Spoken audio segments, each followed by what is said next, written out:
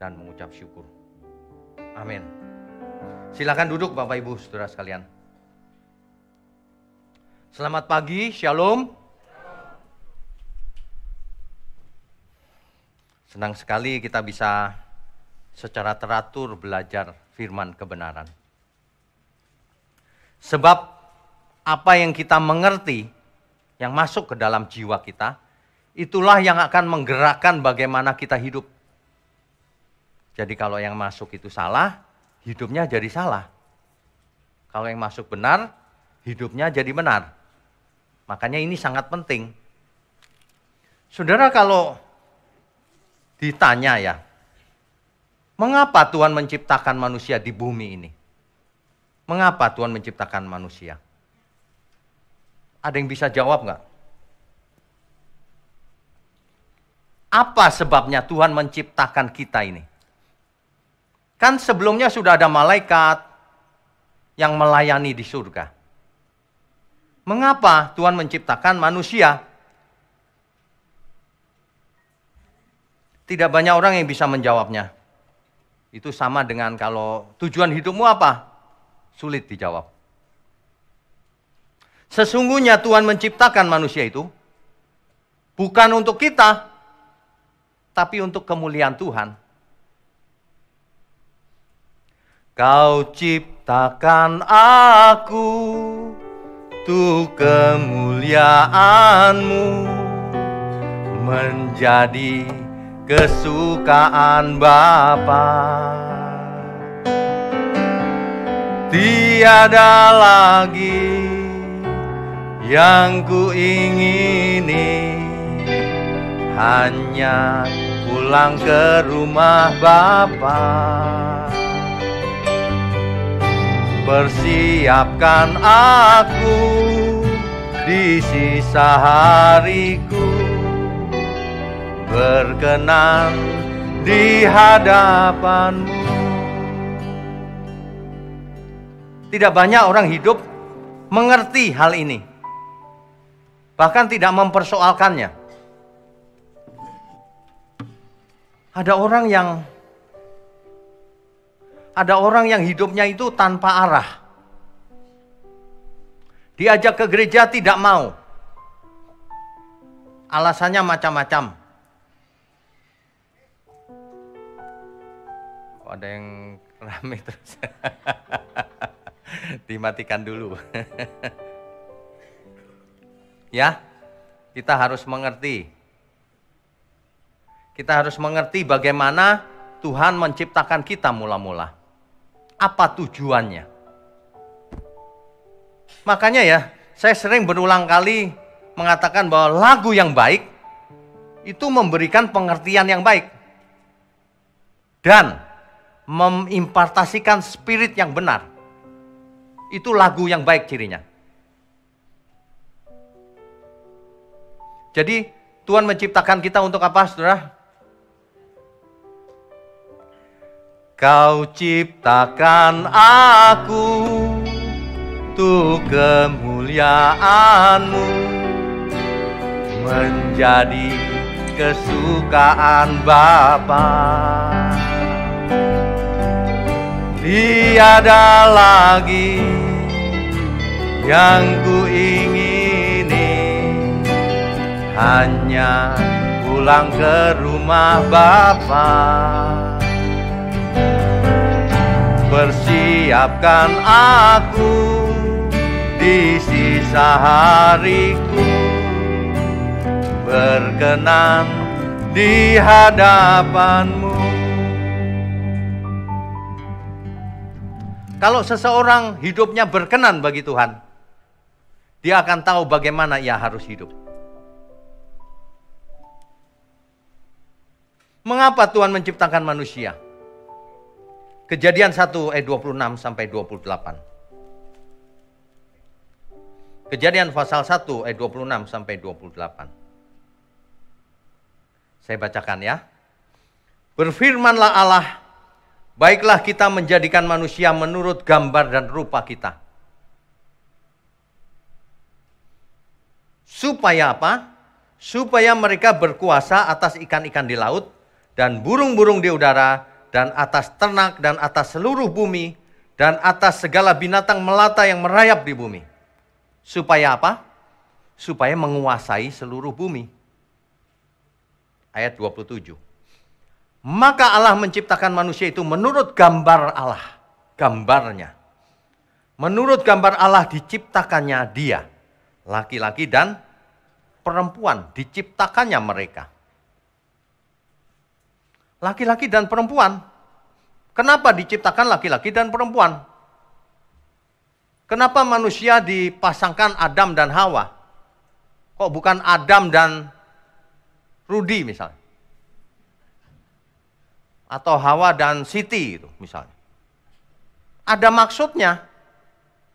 Supaya manusia itu yang pertama menguasai. Betul? Menguasai seluruh bumi. Yang ayat 28. Allah memberkati mereka, lalu Allah berfirman kepada mereka, beranak cuculah dan bertambah banyak. Perhatikan baik-baik. Perintah beranak cucu ini diberikan oleh Tuhan sebelum manusia jatuh dalam dosa.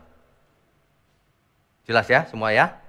Jadi sebelum manusia jatuh dalam dosa, manusia diperintahkan untuk beranak cucu. Jadi beranak cucu itu adalah perbuatan rohani. Perintah Tuhan. Jadi seks itu kudus adanya. Karena Tuhan yang mendesain. Manusia yang kotor pikirannya. Justru Tuhan dari awal tanpa dosa manusia harus beranak cucu. Begitu loh. Kalau baca Alkitab itu harus teliti. Rencana mula-mula Allah menciptakan manusia. Ini. Supaya menguasai bumi, supaya beranak cucu, bertambah banyak, penuhilah bumi dan taklukkanlah itu. Penuhi bumi dengan anak-anak Allah. Penuhi bumi dengan anak Allah. Dan taklukkanlah itu. Taklukkan bumi, kuasai bumi. Gitu. Berkuasalah atas ikan-ikan di laut dan burung-burung di udara dan atas segala binatang yang merayap di bumi. Ini perintah Tuhan. Penuhi bumi, kuasai bumi. Penuhi bumi itu bukan dalam rangka supaya bumi penuh dengan manusia. Bukan itu saja. Tetapi penuhi bumi dengan anak-anak Allah. Hari ini kalau orang punya anak banyak, bagus. Tapi anak itu harus jadi anak Allah. Jangan punya anak banyak, semuanya jadi teroris. Punya anak banyak, semuanya jadi anak Allah. Itulah rencananya mula-mula Tuhan. Tuhan itu suka keluarga Allah. Berkeluarga di bumi. Keluarga besar gitu. Tapi hari ini, jangan asal-asalan punya anak. Oh, disuruh Alkitab punya anak banyak. Padahal enggak, ekonominya lagi susah. Punya anak 10 Pak. Terus nggak bisa nyekolahin, nggak bisa didik. Buat apa? Bukan itu maksudnya ini. Penuhilah bumi, taklukkanlah itu. Penuhi bumi dengan kemuliaan Allah. Yaitu anak-anak Allah. Itu maksudnya. Jadi saudara, kalau ada yang masih muda, kaya raya ya, punya anak yang banyak. Tapi ingat, yang diberi banyak dituntut banyak. Punya anak banyak, dididik yang benar satu persatu. Harus jadi. Harus takut akan Tuhan. Harus kehadirannya ada dimanapun, memancarkan kemuliaan Allah. Begitu. Udah anak sedikit aja, gak jadi anak Allah. Banyak loh. Keluarga-keluarga ini menyedihkan hari ini. Sudah sedikit aja ribut. Anak sama orang tua, menantu sama mertua, sesama saudara. Waduh, dunia ini rusak hari ini. Tidak sesuai rancangan mula-mula atau desain mula-mula dari Tuhan. Tujuan Tuhan semula menciptakan manusia itu supaya menjadi anak-anak Allah yang memenuhi bumi dengan kemuliaan Allah. Supaya ada keluarga Allah di alam semesta ini. yang memancarkan kemuliaan Allah. Itu sebenarnya tidak seperti hari ini. Hari ini sudah melenceng jauh sekali. Tapi Tuhan itu luar biasa. Manusia pertama tidak bisa dipercaya. Adam dan Hawa melanggar larangan Tuhan untuk makan buah itu. Artinya tidak taat kepada firman Tuhan. Artinya ia lebih mendengarkan suara lain dibanding suara Tuhan. Padahal suara Tuhan jelas. Salahnya manusia bukan karena Tuhan yang sudah menentukan dari awal. Kan ada yang ngajarin tuh, Tuhan sudah menentukan Pak. Nanti Adam jatuh dalam dosa. Nanti si A binasa, si B selamat. Dari awal nasib, predestinasi. Salah itu. Tuhan tidak menginginkan seorang pun binasa. Amin. Tuhan menginginkan semua kita jadi anak Allah, memenuhi bumi dengan kemuliaan Allah. Itu mula-mula. Ketika manusia jatuh dalam dosa, langit dan bumi yang sekarang tidak akan bertahan. Semuanya akan hancur oleh nyala api. Tapi Tuhan tidak masih panjang sabar. Ketika manusia jatuh dalam dosa, harusnya manusia itu binasa. Tapi Tuhan mengeluarkan dekret, keputusan. Kejadian 3 ayat 15. Bahwa nanti akan lahir dari keturunan perempuan ini yang meremukkan kepala si ular. Mesias maksudnya. Tuhan Yesus maksudnya. Manusia itu diciptakan kejadiannya dahsyat sebenarnya. Segambar dan serupa dengan Allah. Artinya manusia memiliki kemiripan dengan Allah. Harusnya. Kenapa? Karena anak Allah. Ya. Karena anak Allah. Banyak orang kalau dengar kata anak Allah, Allah kok beranak gitu. Aduh, bener-bener deh. Nggak mau belajar, udah nggak pinter, nggak mau belajar lagi. Ketika manusia diciptakan supaya serupa dengan Allah, caranya bagaimana? Kejadian 2 ayat 7. Coba kita baca, Kejadian pasal 2 ayat 7. Ketika itulah Tuhan Allah membentuk manusia itu dari debu, tanah, dan menghembuskan nafas hidup ke dalam hidungnya. Demikianlah manusia itu menjadi makhluk yang hidup. Dari debu tanah, lalu dihembus nafas hidup. Nafas hidup ini sebenarnya roh. Karena Allah itu roh. Jadi itu roh yang dihembuskan. Dalam bahasa Ibrani dipakai kata nismat chayim. Nismat chayim, nafas kehidupan, roh kehidupan. Chayim, jamak. Artinya roh itu bukan 1 kilo, 2 kilo, bukan gitu. Roh itu tak terbatas. Itulah sebabnya ketika Hawa diambil dari sisinya Adam, jadi Hawa, tidak dihembus lagi rohnya. Kenapa? Karena rohnya dari Adam. Seperti membelah, tapi bukan membelah, karena roh tidak terbatas kan. Seperti udara aja gitu. Ya udah jadi Hawa. Ketika Adam dan Hawa memiliki keturunan, rohnya dari mana? Dihembus lagi oleh Allah? Tidak. Rohnya dari orang tuanya. Terus begitu. Sampai kapan? Tidak ada batasnya. Tidak ada batasnya. Roh itu tidak terbatas. Nah, dengan demikian kita mengerti kedahsyatan bagaimana kita diciptakan. Rohnya dari Allah. Dan Tuhan sangat jelas ingin membentuk keluarga Allah di bumi. Di bumi. Diciptakan Adam, diciptakan Hawa, suruh beranak cucu.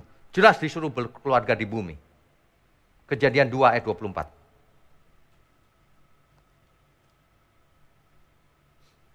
Sebab itu, ini sebelumnya ya, ayat 23 dulu. Kan ceritanya Adam itu kesana kemari memberi nama hewan, tapi ia tidak mendapatkan yang sepadan kan baginya. Ada yang ya mirip-mirip dikit, tapi garuk-garuk terus. Terus rambutnya panjang, sukanya pisang. Tapi nggak cocok kayaknya. Nah, tapi ketika Adam diberi Hawa pertama kali, Oh, Bapak Ibu mungkin nggak membayangkan bagaimana proses diciptakannya Hawa itu ya. Adam dibuat tidurnya nyenyak, kata Alkitab. Sebenarnya bukan tidur. Itu tidak bisa diterjemahkan tuh. Adam dibuat ekstasi. Ekstasi itu apa ya? Melayang setengah sadar. Setengah sadar. Ekstasi. Saya sedang membayangkan ya. Ada mungkin sambil setengah sadar gitu dia lihat ada Hawa keluar dari sampingnya. Diciptakan oleh Tuhan. Bagaimana prosesnya kita tidak tahu. Tapi dari sampingnya Adam. Hawa keluar. Waduh. Lalu di ayat 23, Kejadian 2 ayat 23. Lalu berkatalah manusia itu, Adam maksudnya, inilah dia, tulang dari tulangku dan daging dari dagingku. Ia akan dinamai perempuan sebab ia diambil dari laki-laki. Ketika Adam pertama kali lihat Hawa, inilah dia, tulang dari tulangku, daging dari dagingku. Wah, semangat Adam. Sama seperti orang zaman sekarang. Ketika ketemu pacar mula-mula, yes, inilah tulang dari tulangku, daging dari dagingku. Lebay Adam. Setelah jatuh dalam dosa disalah-salahin.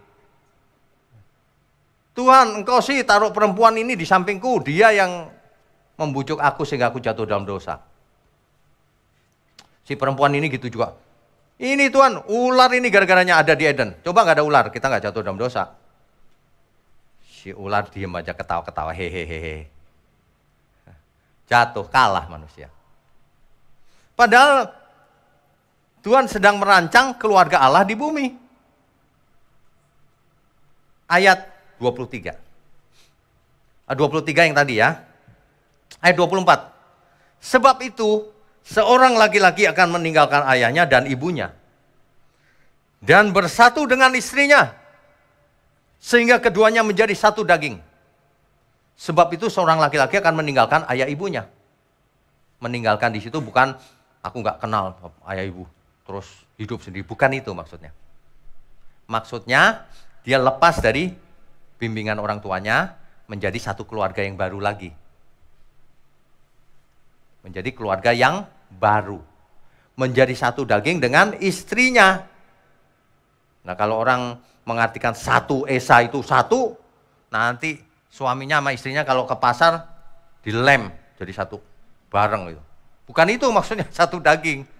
Satu keluarga. Satu entitas yang dinamakan keluarga. Itulah sebabnya ketika Yesus berkata, Bapa dan aku satu. Itu bukan satu lengket gitu. Itu artinya bukan Yesus adalah Bapa, bukan. Itu satu keluarga. Keluarga Allah. Harus mengerti. Ada yang ngartikan Yesus itu ya Bapa, Pak. Loh, kalau gitu kita siapa? Yesus berkata, supaya aku di dalam Bapa, Bapa di dalam aku, dan engkau di dalam aku, dan aku di dalammu. Masa kita adalah Bapa juga kalau gitu? Banyak orang baca itu satu ayat yang lain nggak mau dibaca. Akibatnya salah. Sebenarnya ya pengertian yang salah itu kelihatan dari buahnya. Dari buahnya kau akan tahu itu benar atau salah. Orang yang pengertiannya seperti itu, hidupnya seperti apa? Lihat. Apakah ia all out untuk Tuhan atau ia sukanya debat sana, debat sini. Nyalain orang, nyalain ganas gitu. Itu roh itu. Itu roh sebenarnya. Salah. Mestinya kalau orang mengerti kebenaran, hidupnya apa seperti Tuhan Yesus. Menjadi berkat kemanapun kita pergi. Ya, ada amin saudara? Tuhan itu tidak pernah loh merencanakan dari awal. Nanti ya, sebagian manusia ini kubuat binasa dia. Sebagian ku selamatkan. Gak pernah ada di Alkitab. Itu karangan manusia. Para teolog itu. Makanya saya suka pakai bahasa yang sedikit keras atau kasar bagi sebagian orang.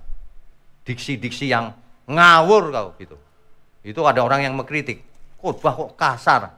Kurang kasar itu menurut saya. Habis kamu ngerubah-ngerubah Alkitab. Jemaat jadi tersesatkan nanti kalau salah ngajar. Itu sengaja saya pilih, ngawur kau. Alkitab dirubah-rubah. Tuhan sebenarnya tidak ingin seorang pun binasa, jadilah keluarga Allah di bumi, untuk kemuliaan Tuhan, bumi dipenuhi kemuliaan Tuhan. Itu yang benar. Loh kok sebagian direncanakan Tuhan binasa, sebagian selamat, ini teori predestinasi. Bikin-bikin gitu. Saya ada yang komentar di YouTube, saya cuekin aja. Orang kalau udah mabok teologi yang salah itu begitu. Nggak sadar. Hal sederhana aja, kita menggerakkan tangan ini, kita yang menggerakkan, bukan Tuhan. Tuhan sudah ciptakan supaya kita bisa menggerakkan. Tapi kita harus menggerakkan sesuai kehendak Tuhan. Itu kehendak bebas namanya. Hidup ini pilihan, saudara.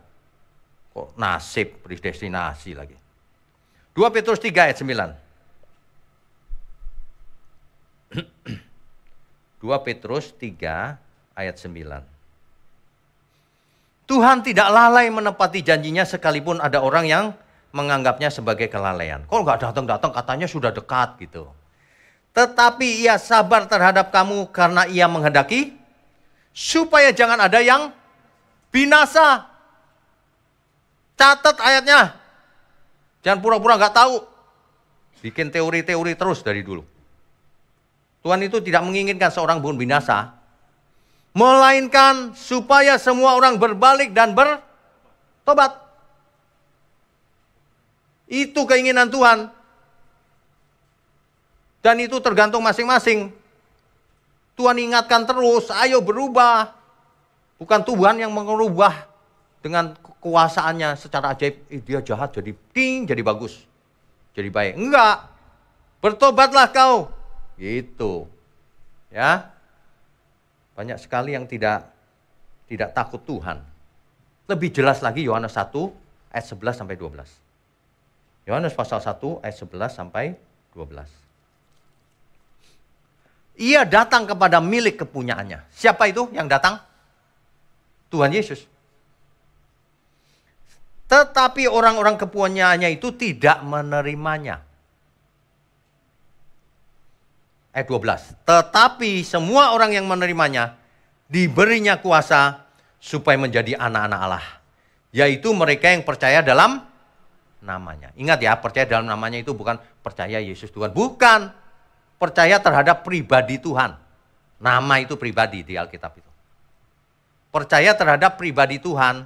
Apa yang Tuhan kehendaki akan kulakukan. Itu percaya namanya.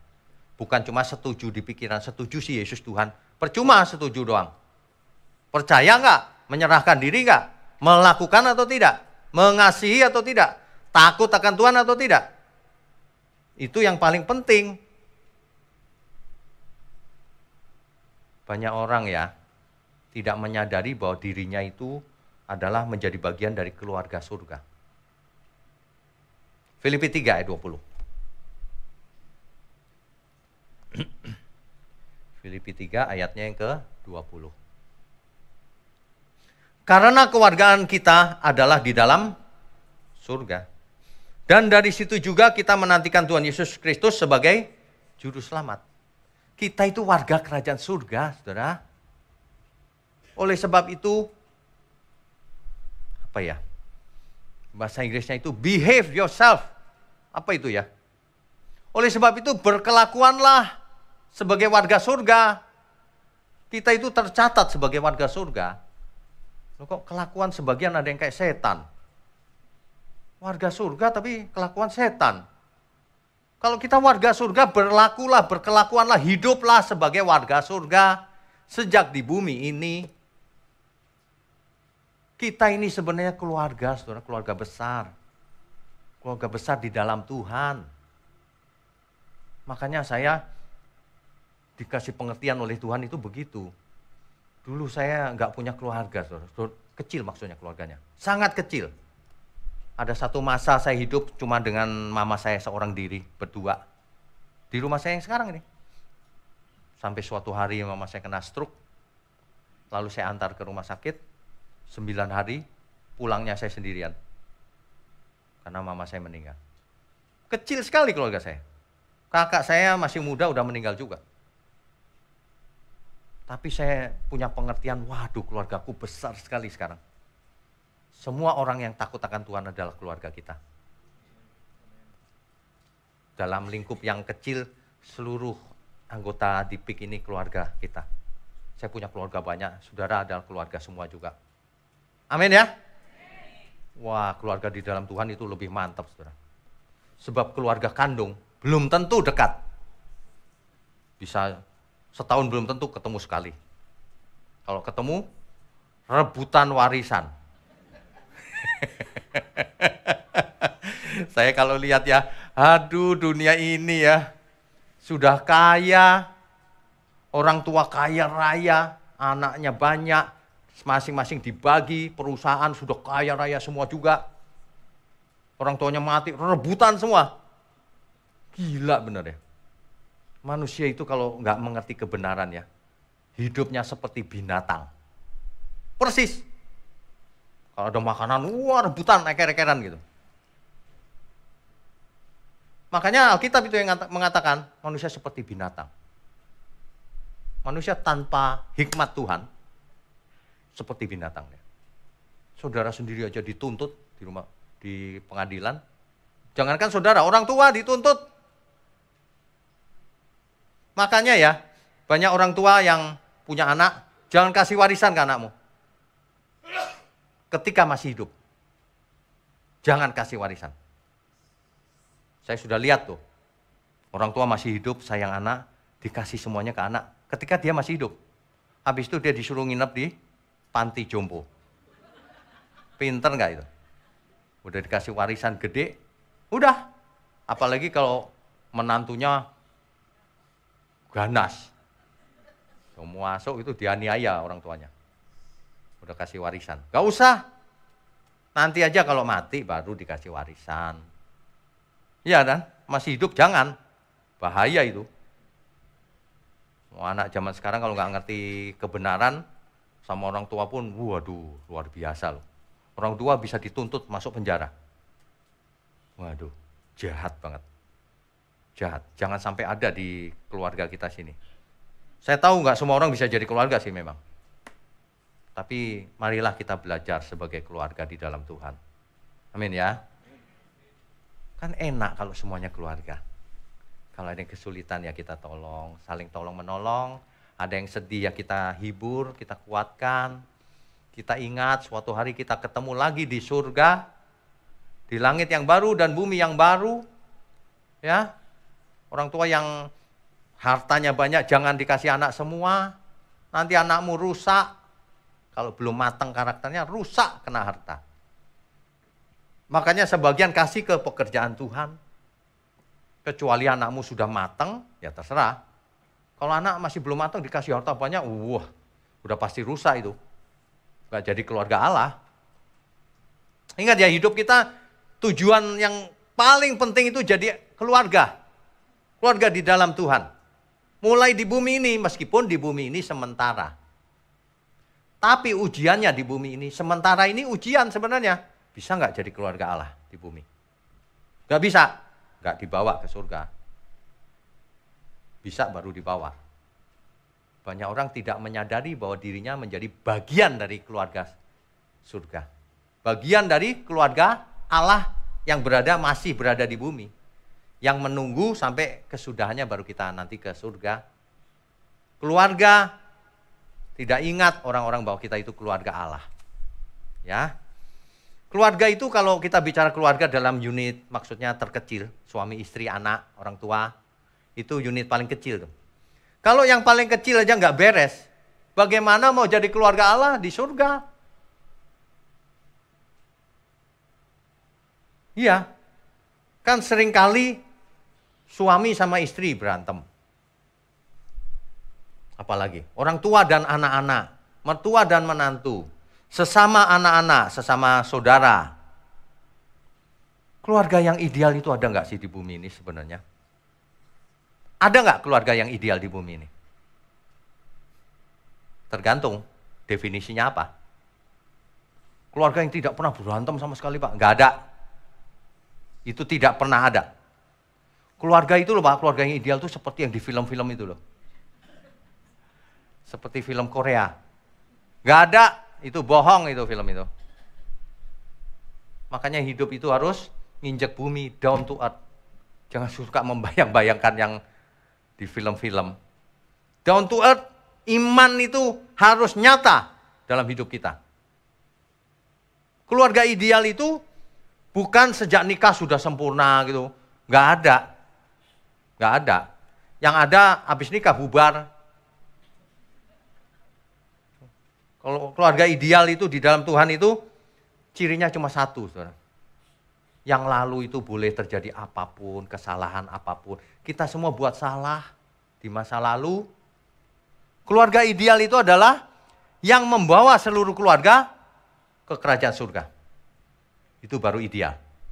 Dulunya, wah suaminya bikin salah, istrinya kasar dan sebagainya, anaknya narkoba dan sebagainya. Wah boleh berantakan gak karuan tuh, misalnya. Tapi kalau akhirnya, iya aku salah besar nih. Semua dibawa ke surga. Itulah yang ideal. Yang ideal itu adalah yang bisa dibawa ke surga. Amin ya. Kita beri kemuliaan untuk Tuhan. Jadi ingat baik-baik, prioritas pertama membawa keluarga ke surga. Kalau soal harta dan sebagainya itu nomor 2 lah. Itu kerja aja dengan tanggung jawab itu. Ya. Jadi surga itu dimulai sekarang loh saudara. Bukan nanti. Bukan nanti. Ya. Jadi keluarga di bumi, keluarga Allah di bumi, itu artinya belajar menjadi keluarga Allah sejak di bumi. Itu maksudnya. Kalau belajar Alkitab ruwet-ruwet, gak usah yang ruwet-ruwet. Segala sesuatu lakukan untuk menyenangkan Tuhan. Kapanpun, dimanapun, dalam segala hal. Ya, itu menyenangkanmu,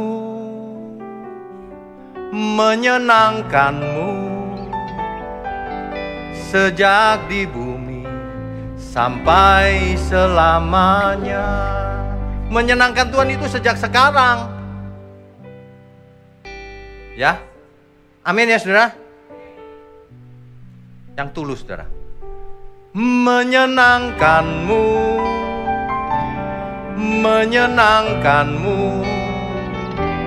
dimanapun dan kapanpun dalam segala perkara. Menyenangkanmu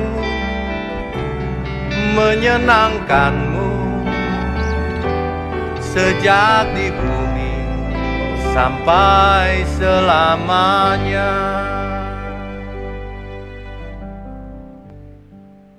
Menjadi keluarga Allah di bumi itu, seluruh keluarga menyenangkan Tuhan.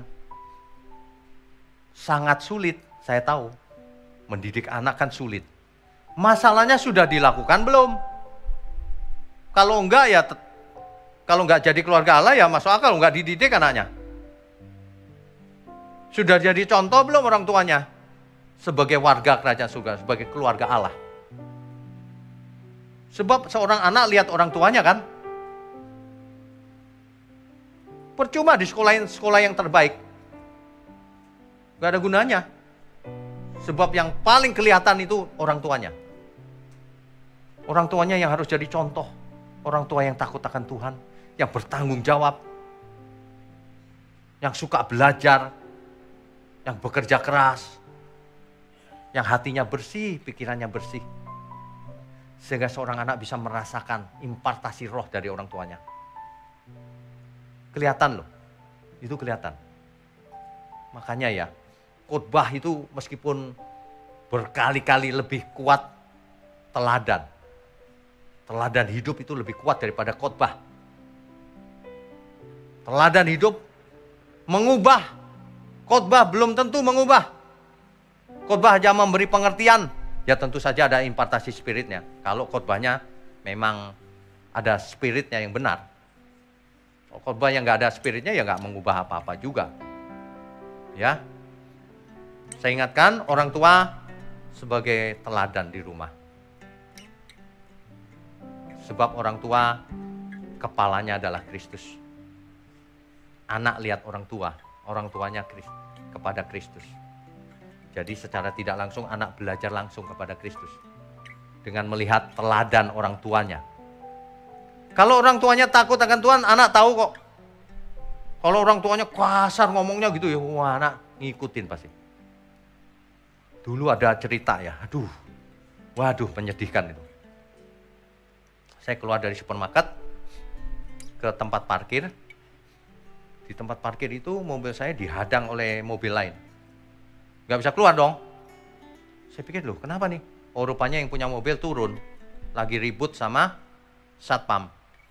Satpam yang di tempat parkir. Satpamnya itu sampai dipegang ini. Wah binatang keluar semua, kata-kata binatang. Sementara anaknya 3 lagi liatin gini. 3 kecil-kecil liatin papanya lagi jagoan gitu. Papanya bilang, kamu ya, gua lagi puasa nih lu bikin marah. Anaknya lihat, anaknya tepuk tangan. Calon teroris. Anak lihat bapaknya begitu. Mestinya kan bapaknya kasih contoh. Bagaimana nggak bengis itu anak itu nanti. Bukan jadi keluarga Allah, jadi keluarga setan itu nanti. Waduh mengerikan loh dunia ini. Di depan mata saya itu lihat saya. Aduh Tuhan. Orang tua kayak gini gimana anaknya ntar. Orang tuanya papanya 1, anaknya 3. 1 jadi 3. 3 jadi 9. Memenuhi bumi dengan kejahatan. Ya. Jadilah keluarga Allah. Kita harus belajar. Kalau memang kita mengasihi Tuhan, jadilah keluarga yang baik. Jadilah anggota keluarga Allah di bumi yang baik, yang beneran. Ini loh keluarga Allah itu begini loh. Cara bicaranya begini, cara makan minumnya begini, cara memperlakukan istri begini, suami begini, orang tua begini, ke anak begini. Itu keluarga Allah di bumi. Makanya surga itu dimulainya sekarang. Persiapkan dirimu untuk menghadap surga, menghadap Tuhan. Jadilah keluarga Allah di bumi sejak sekarang latihannya. Orang yang tidak takut Tuhan di bumi, tidak bakalan dia dibawa ke surga, karena tidak takut juga nanti di surga. Orang yang tidak melayani Tuhan di bumi, tidak akan melayani di surga. Melayani itu bukan jadi aktivis gereja, pendeta, bukan itu aja.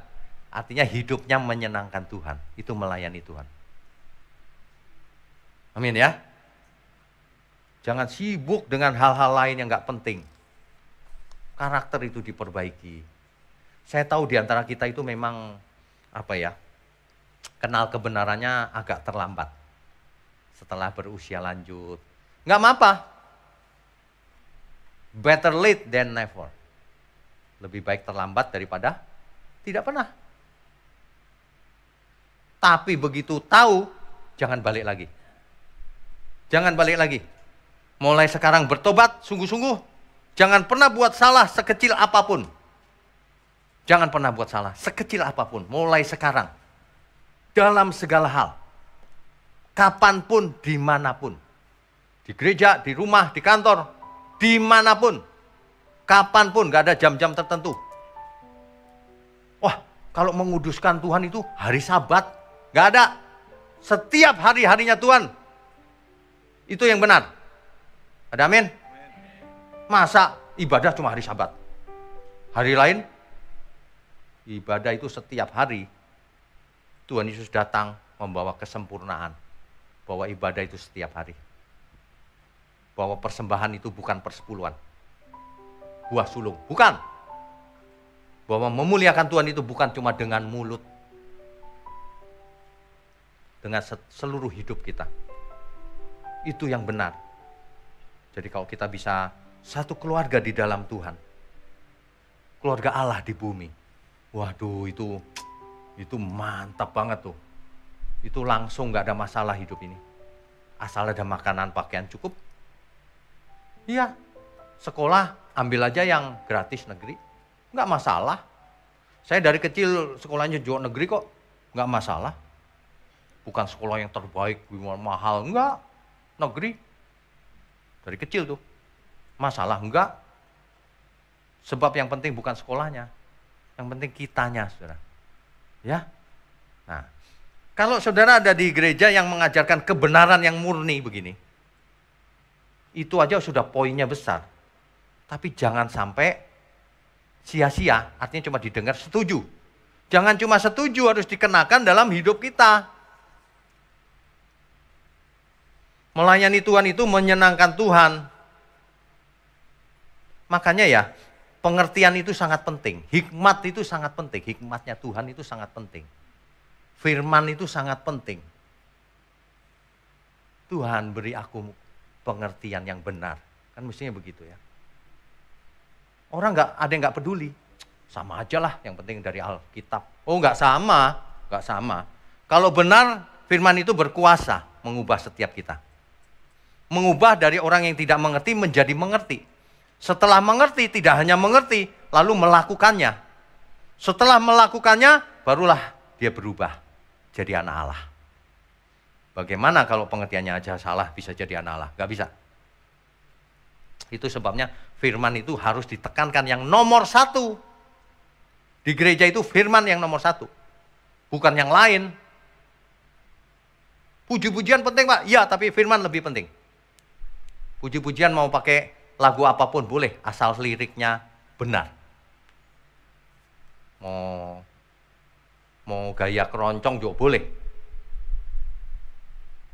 Asal liriknya benar. Kalau liriknya salah juga kacau. Makanya ya, suatu komunitas itu bisa dilihat bagaimana mereka hidup. Itu pasti nggak jauh dari ajarannya. Kalau orang yang sedikit-sedikit pikirannya itu harta dunia, sukses itu kalau kaya, nah itu pasti ajarannya begitu. Pasti. Itu nggak jauh. Pasti. Yang ditekankan persembahan uang maksudnya. Pasti itu. Padahal kita harus menekankan persembahkan seluruh hidupmu. Kalau engkau keluarga Allah, warga kerajaan surga, kau milik surga. Kalau kita milik surga, masa kita mau hitung-hitungan sama Tuhan? Ya enggak lah. Semuanya milik Tuhan kok. Ini loh yang perlu ditekankan itu. Supaya orang tidak hitung-hitungan. Ada loh yang komentar. Baru kali ini saya ketemu komentar yang bunyinya begini. Saudara. Pak, salah Pak. Kalau kita sudah kasih 10%, itu milik Tuhan. Gak boleh dicuri. Nah yang 90% itu milik kita Pak. Bukan milik Tuhan. Saya sampai bingung. Ada ajaran baru rupanya. 90%-nya milik kita katanya. Wah orang itu kalau kaya gimana ya? 10%, habis itu yes terserah aku Tuhan udah bayar. Dendanya udah bayar. Pajaknya. Wah ini ajaran-ajaran yang tidak membawa kepada kebenaran itu begitu itu. Ya. Makanya ya saudara, kita itu mesti gini loh. Beriku mengerti. Kurang tinggi. Beriku mengerti kehendak-Mu Bapa, ku lakukan segenap jiwa, temukan tempatku dalam pekerjaan-Mu, selesaikan sampai akhirnya. Setiap kita harus menemukan tempat kita di pekerjaan Tuhan ini. Ya, tidak harus di gereja ini, tidak, dimanapun. Jangan sampai hidup untuk diri sendiri, itu bukan keluarga Allah itu. Keluarga Allah itu memikirkan pekerjaannya Tuhan. Pekerjaan surga. Apa ya yang bisa kulakukan? Saudara jangan salah mengerti loh ya.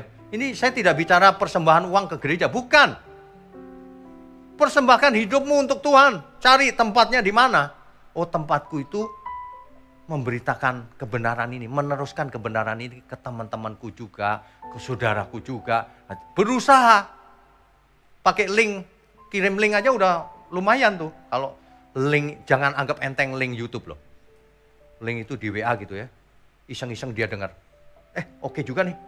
Nah, besoknya gitu lagi. Oke nih. Lama-lama datang ke sini. Jangan anggap enteng loh, kekuatan firman itu. Banyak orang yang begitu, lihat-lihat iseng-iseng, bener juga loh.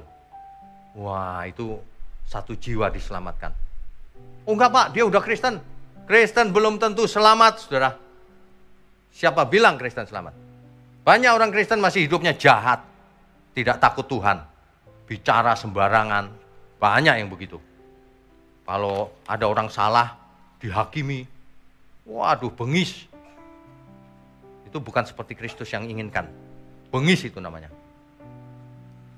Makanya ya, banyak orang itu kebutuhannya itu gak jauh-jauh dari harta.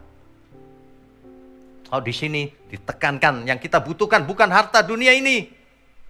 Harta dunia ini adalah alat untuk membuktikan bahwa kita itu satu keluarga. Saling mendukung. Itulah. Bukan cuma soal harta, soal duit, bukan. Ya. Makanya lagu ini, lagu-lagu yang kita punya itu bagus-bagus. Ya. Tiada yang lebih kubutuhkan, tiada yang lebih kurindukan,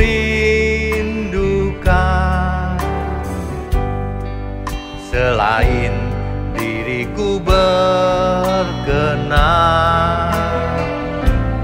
di hadapan-Mu Bapa. Seperti Yesus putra tunggal-Mu yang selalu berkenan padamu, melakukan kehendak Bapa, setia sampai sempurna. Beriku mengerti kehendak-Mu Bapa, ku lakukan segenap jiwa, temukan tempatku dalam pekerjaan-Mu, selesaikan sampai akhirnya.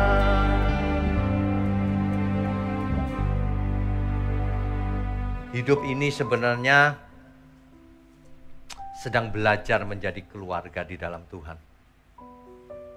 Makanya kalau kita baca dengan teliti ya, kasih itu artinya belajar menjadi keluarga, saling mengasihi. Bukankah keluarga itu saling mengasihi? Ya, yang benar. Keluarga Allah di bumi pasti saling mengasihi satu sama lain. Buktikan lewat hidup kita. Buktikan, saudara. Dimulai dari keluarga terkecil dulu di rumah. Kemudian mulai dengan keluarga besar. Keluarga agak jauh, teman-teman, bahkan sesama kita. Ya. Dunia ini menyedihkan, saudara. Dalam satu keluarga kecil saja sudah bentrok. Sudah tidak ada kasih. Saya lihat manusia ya, orang tua terlalu keras sama anaknya. Anak ditekan karena tidak sesuai keinginan orang tuanya. Anaknya melawan karena dikerasin. Waduh, melawan loh. Karena dikerasin, melawan dia. Ini persis seperti yang di Alkitab melanggar firman tuh. Hormatilah ayah dan ibumu supaya lanjut umurmu. Keluaran 20 ayat 12, Ulangan 5 ayat 16, Matius 15 ayat 4, Efesus 6 ayat 2. Untuk para suami, 1 Petrus 3 ayat 7. 1 Petrus 3 ayat 7. Demikian juga kamu, hai suami-suami, hiduplah bijaksana dengan istrimu. Sebagai kaum yang lebih lemah, hormatilah mereka sebagai teman pewaris dari kasih karunia, yaitu kehidupan, supaya doamu jangan terhalang. Para suami, supaya doamu jangan terhalang. Kamu kerasi istrimu, kau sendiri yang memilih pasangan hidupmu, kenapa kau kerasi? Kenapa kau tidak setia sama istrimu? Kan kau yang pilih. Kau yang mulai. Kok kau yang mengakhiri? Aduh, janganlah saudara. Aduh. Istri-istri juga begitu ya. Kalau suaminya salah minta ampun, diampuni. Jangan, gak bisa. Hukumnya tabur tuai. Pakai Alkitab lagi. Gak bisa, jangan begitu ya. Kita itu warga kerajaan surga. Yang tidak masuk akal bagi orang dunia. Kalau orang dunia disakiti, kamu jual ku beli. Tapi kalau warga kerajaan surga, difitnah gitu, diam aja lah, gak apa-apa. Kasihan malahan calon ke neraka. Kasihan gak? Loh, kalau kita lihat orang calon ke neraka, kasihan loh. Jangan gini, yes. Sama-sama ke neraka nanti. Iya, aduh. Suami-suami ingat, istrimu itu teman yang nanti sampai ke surga bareng-bareng. Ya. Jadi kalau hari ini kasih istrimu, mungkin istrimu tidak muda lagi. Mungkin dulu size-nya masih S. Sekarang udah double XL. Nggak masalah sama sekali. Apa sih masalahnya? Nggak ada. Kalau pikiran kita bersih penuh kasih itu makin berubah, makin kita kasih. Kenapa? Dan yang bikin berubah siapa? Kan suaminya juga. Punya anak 10 ya pasti berubah lah. Kecuali artis ya. Kalau artis itu ya udah kurus masih diet terus gitu. Supaya kurus terus gitu. Waduh. Tapi pada umumnya nggak gitu sih. Kalau sudah mulai berumur, mulai deh mengembang ke kiri ke kanan. Ya, nggak masalah, nggak masalah. Nah, 1 Petrus 2 ayat 17.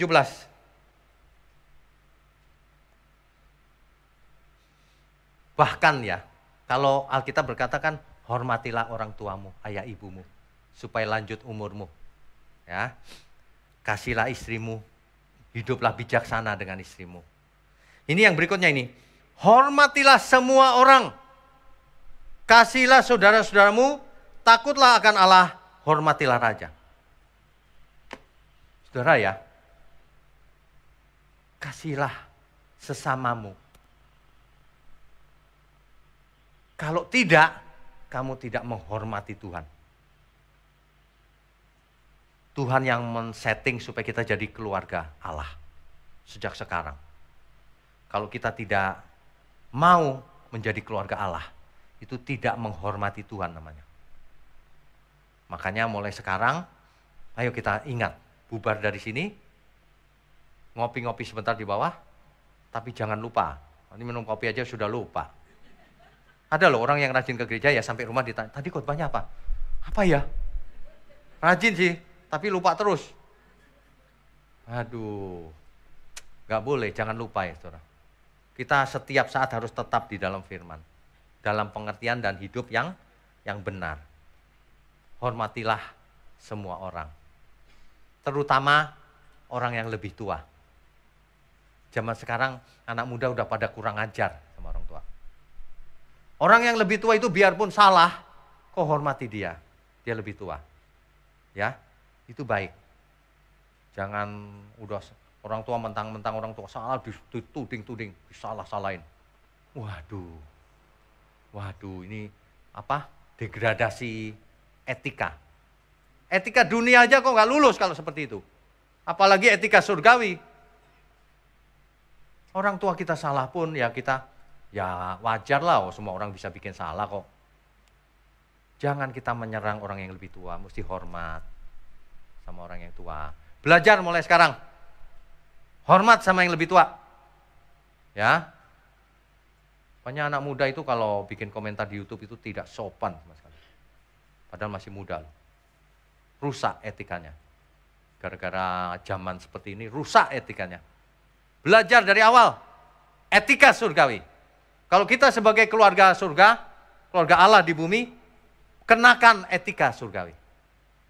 Cara berpikir dan perasaan seperti Tuhan Yesus. Baik engkau makan, minum, atau melakukan sesuatu yang lain, Lakukanlah untuk kemuliaan Tuhan. Kolose 3 ayat 21.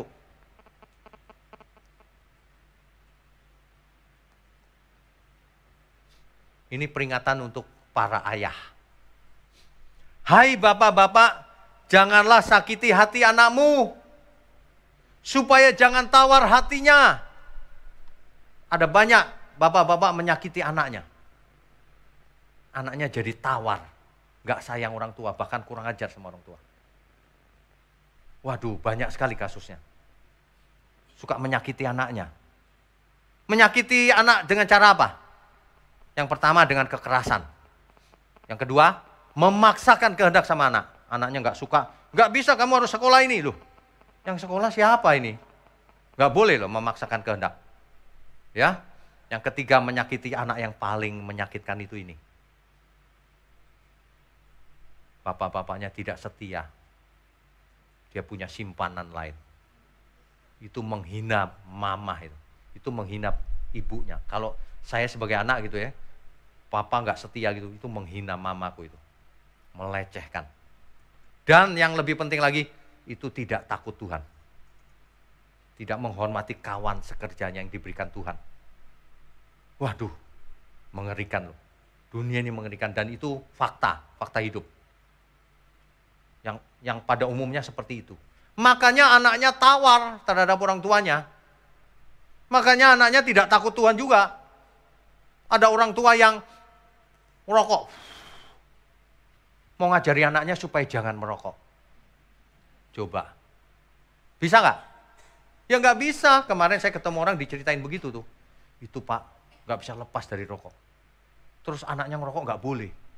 Diketawain sama anaknya Pak. Lah ya iyalah. Papa ngomong diri sendiri ngerokok.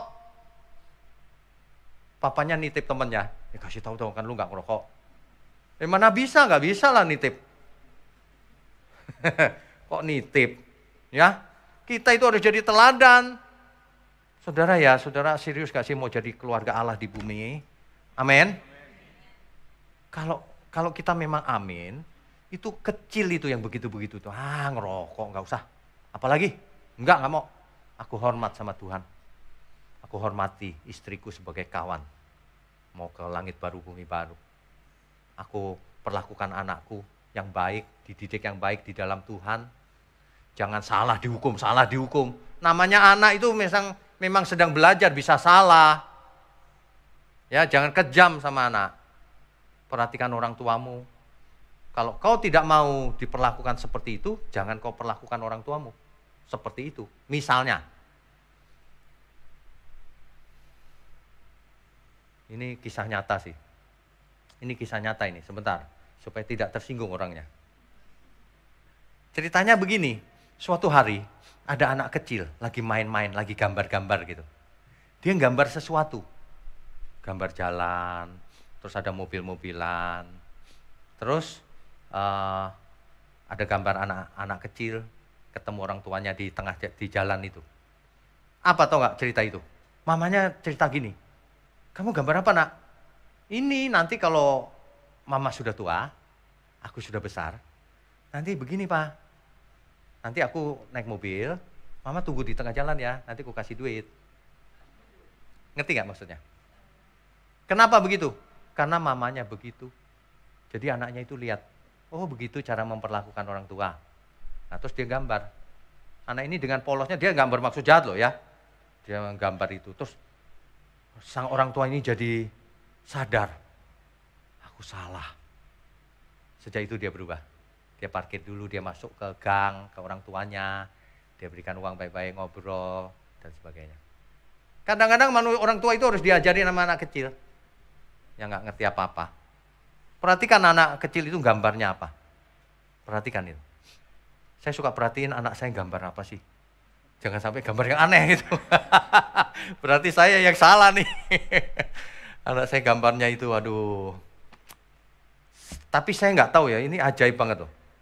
Anak saya itu tiap malam itu selalu pertanyaannya itu berat-berat. Yang kecil sekarang yang suka nanya. Nanyanya ke mamanya kan. Lagi sambil tiduran gitu, ngobrol dulu gitu. Mama, nanti kita ketemu Tuhan Yesus ya, Ma? Iya, di surga. Surga di mana ya, Ma? Gimana neranginya ke anak kecil?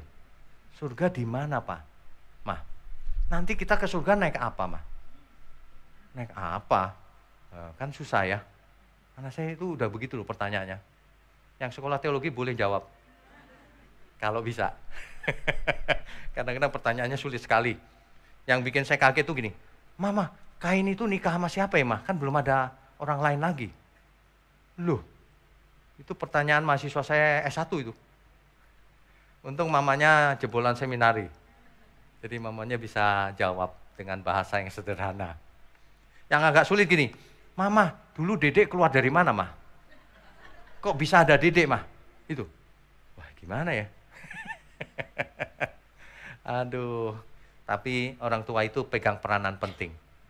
Hai bapak-bapak, jangan sakiti anakmu. Nanti anakmu itu tawar hati, tidak mau dididik, tidak sayang orang tua, tidak takut Tuhan. Itu bahaya itu. Banyak anak tidak takut Tuhan ketika masih muda. Makanya jangan anggap enteng. Ada kesaksian yang kemarin ke Israel, kita rame-rame ke Israel itu. Ada anak-anak muda yang ikut juga kan. Anak muda itu tadinya nggak takut Tuhan. Ke Israel gara-gara ke Israel doang. Hal sederhana loh sebenarnya. Tur bareng, saya baptis. Setelah itu dia sadar loh. Ini termasuk mujizat juga ini. Dia sadar, iya ya, ada Tuhan. Gak boleh ngomong sembarangan, gak boleh ini. Dia sadar loh, mamanya seneng banget mamanya. Padahal ke Israel kan mahal sekali ya. Tadinya saya gini, anak muda yang gak percaya gimana ke Israel, apa gunanya? Saya pikir, wah mamanya kemarin ketemu saya, dia berubah Pak. Wah kalau itu, uang gak ada artinya tuh kalau itu. Mantap sudah. Orang tua yang harus jadi teladan nomor satu itu orang tua. Baru setiap minggu boleh dia temenin di gereja. Kalau orang tuanya nggak bener ajak anaknya ke gereja, mana mau anaknya. Makanya ya, sebagai orang tua kalau mau jadi teladan itu harus berkorban. Korbankan ego kita sendiri itu. Anaknya salah, sabar. Sabar, dia nggak bermaksud buat salah. Kasih contoh supaya dia nggak salah. Dia salah dihukum habis-habisan, dimarahin habis-habisan, dan mau belajar apa dia? Malah pergi. Banyak hal yang salah dilakukan selama ini. Makanya keluarganya nggak harmonis, nggak jadi keluarga Allah di bumi. Orang suka salah mengerti gini loh, nanti di surga. Kok nanti mulai sekarang? Orang itu kelihatan bakatnya ke surga atau ke neraka. Kelihatan dari sekarang. Kelihatan. Cara ngomongnya, pergaulannya, itu kelihatan. Makanya di pagi ini saya mau ingatkan, kita itu harus menjadi keluarga. Ingat ya, keluarga. Kalau lihat temennya, keluargaku ini. Jangan gini, gimana ya gue bisa nipu dia ya. Banyak tipu menipu juga di gereja. Iya banyak. Aduh, ini memang susah emang. Kalau bicara kebenaran itu memang susah. Agak sulit memang. Tapi pagi ini saya mau ingatkan kita semua. Hidup kita, di sisa umur hidup kita ini, dulu kita buat salah, ya iyalah kita semua kan pernah buat salah. Jangan terintimidasi oleh kesalahan masa lalu. Ya, apapun salahnya. Istri-istri kalau pernah dibentak suaminya jangan sakit hati, lupakan. Itu dulu lagi kumat. Belum sembuh. Sama suami-suami, kalau dulu istrinya nggak setia misalnya, itu dulu lagi miring pikirannya. Tapi tidak usah dipikirin yang dulu. Yang penting itu mulai sekarang ke depan. Jangan hidup dalam dosa lagi. Mari kita bangun keluarga Allah di bumi bersama-sama. Ya, oleh sebab itu cari tempat kita dalam pekerjaan Tuhan. Kalau di rumah aku harus apa? Di gereja ada yang bisa kulakukan enggak? Terhadap anak-anakku, terhadap saudaraku, keturunanku dan seterusnya. Coba apakah apa yang bisa masih bisa kulakukan? Itu maksudnya. Amin ya. Satu lagi bahwa khotbah kita itu 2 sesi itu beda tema loh. Jadi Bapak Ibu Nanti dengarkan tema yang kedua di YouTube saja ya. Jangan tidak pulang loh. Nanti penuh sini. Gak cukup. Nanti lihat di YouTube saja. Tema yang kedua itu sangat penting, kerajaan Allah. Orang tidak sadar bahwa kerajaan Allah sedang ada di bumi sekarang ini. Nanti dengarkan sesi yang kedua. Ya. Belajarlah berkorban, saudara. Yang lama-lama dihapus saja. Dulu kan diajarin kalau ikut Tuhan pasti kaya, gini. Hapus saja semuanya itu. Justru kalau ikut Tuhan aku harus mempersembahkan hidupku, mengorbankan seluruh hidupku untuk Tuhan. Menjadi keluarga. Aku harus menjadi korban. Bukan makan korban. Harus jadi korban. Belajarlah saudara. Hari ini sudah jarang orang bisa menjadi korban. Iman yang benar itu mengorbankan diri. Makanya iman yang benar itu bukan mau dapat sesuatu. Tapi meskipun aku tidak dapat apa-apa Tuhan. Meskipun dagingku dan hatiku habis lenyap. Gunung batuku dan bagianku tetaplah Allah selamanya. Itu iman yang benar saudara. Ya, amin saudara. Saya undang semua untuk bangkit berdiri.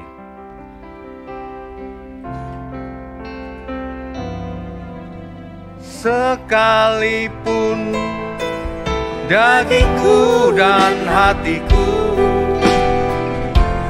habis lenyap, gunung batuku dan bagianku tetaplah Allah selamanya. Sekalipun dagingku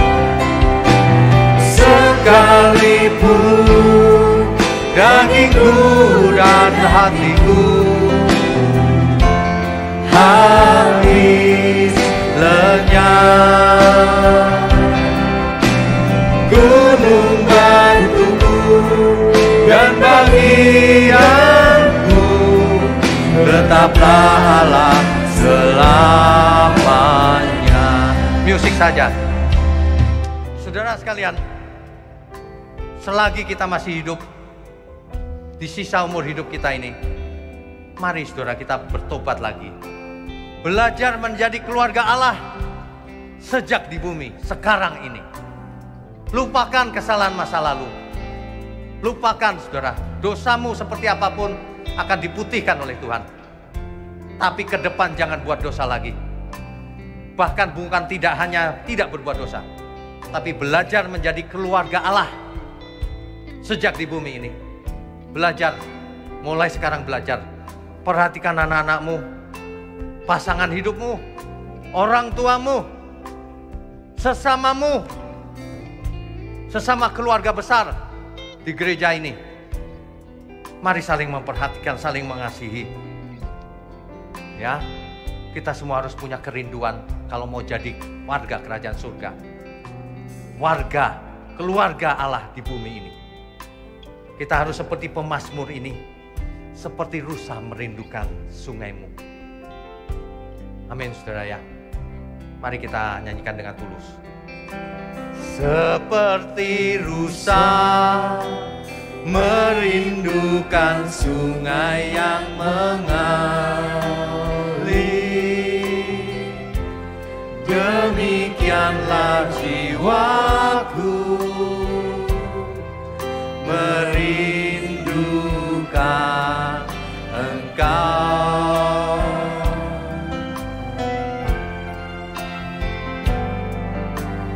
Tuhan Rajaku, padamu sangat haus jiwaku.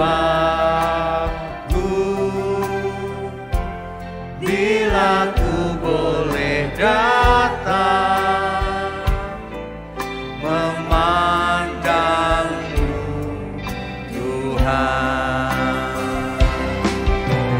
sekalipun dagingku dan hatiku habis lenyap, gunung batuku dan bagianku tetaplah Allah selamanya. Sekalipun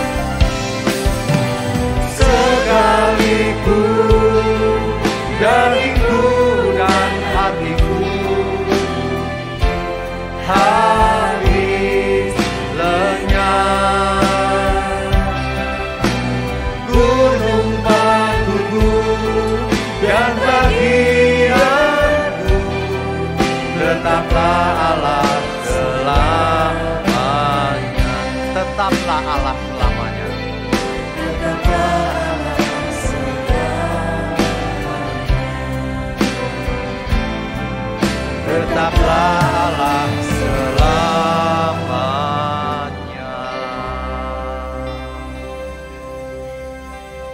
Bapa di surga, terima kasih Tuhan kalau Engkau ajari kami untuk menjadi keluarga di bumi ini, keluarga Allah di bumi ini, menjadi prototipe keluarga yang benar di hadapan Tuhan.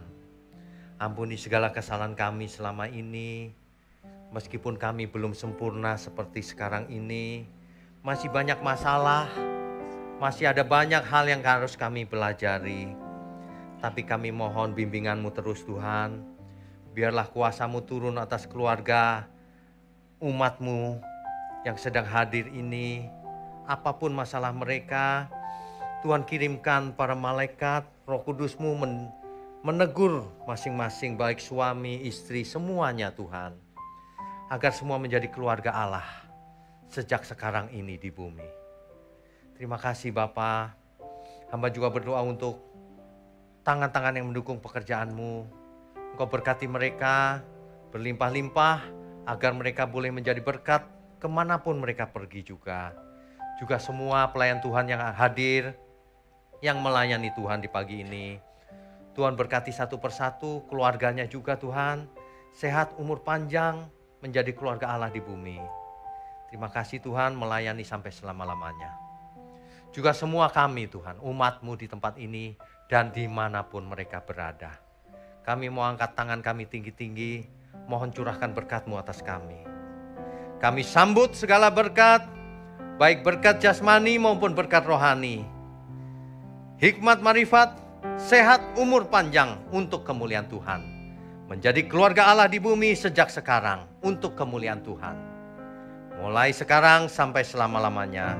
Di dalam nama Bapa, Putra, dan Roh Kudus. Haleluya, semua yang percaya katakan amin. Silakan duduk Bapak Ibu, ada informasi sedikit. Saudara sekalian, bicara soal kebenaran, setiap orang merasa benar. Makanya semua kecap di nomor satu kan. Ada orang yang mengatakan saya paling benar, ini paling benar, itu paling benar. Mana sebenarnya yang paling benar? Oleh sebab itu hadiri seminar 7 natur kebenaran dan aplikasinya. Seminar ini wajib dihadiri oleh para teolog, apologet, pengkhotbah, bahkan oleh para jemaat sendiri. Agar kita bisa membedakan manakah yang benar, manakah yang salah. Inilah alat uji kebenaran yang sangat objektif dan alkitabiah. Pastikan saudara ikut dan ajak seluruh saudara dan sahabat-sahabat. Bapak-bapak dan ibu-ibu yang terkasih dimanapun berada, yuk kita belajar pelajaran Alkitab bersama secara online setiap hari Rabu jam 7 malam bersama pendeta Bapak Wignio Tanto secara online, bisa melalui Zoom. Tetapi kita harus mendaftarkan dulu ke nomor berikut ini. Selamat bergabung dan Tuhan Yesus memberkati.